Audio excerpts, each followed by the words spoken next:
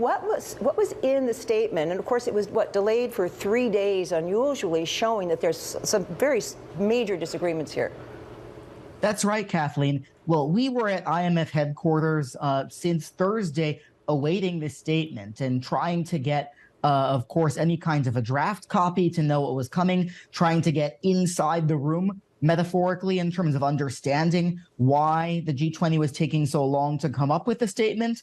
And what finally we got today was a chair's statement. Now, this is different from the communique that we are typically used to getting out of a G20 meeting. But what we heard from sources throughout the last couple of days was that the reason that this took 3 days longer than it normally does to come up with any kind of a readout or a statement from the meeting was because of the divisions that were in the room.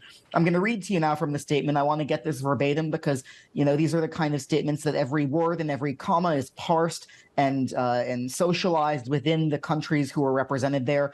This says, many members strongly condemned Russia's war against Ukraine and expressed the view that Russia's illegal, unjustified, and unprovoked war of aggression against Ukraine is impairing the global economic recovery. So that was many, but not all of the G20 nations. And of course, the G20 includes Russia, includes countries that have not been as steadfast in their opposition or criticism of the war, including China and India. And so, trying to get close to 80% of the world's GDP, countries that represent that, to all come to a consensus on an issue this contentious has been a really tough order for the presidency of the G20 this year, Indonesia.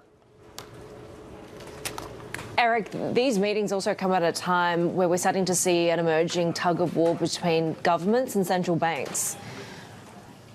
Absolutely. And that was something else that was talked about here as well. There was a section about currency and currency policy. I want to read to you for a moment from there.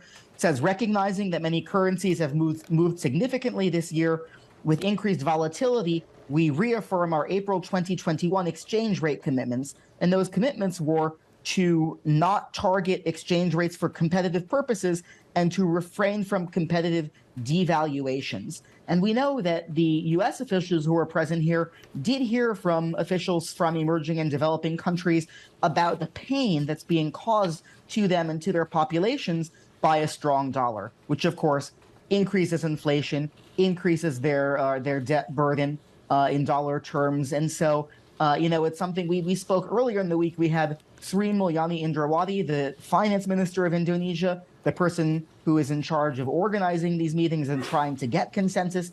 She visited us in our Washington office, and she talked about a hurricane of risk, in her words, a very strong hurricane that's facing emerging and developing countries. And we know that this is something that these countries and that their delegations pressed the U.S. and pressed Treasury on during these 2 days of meetings.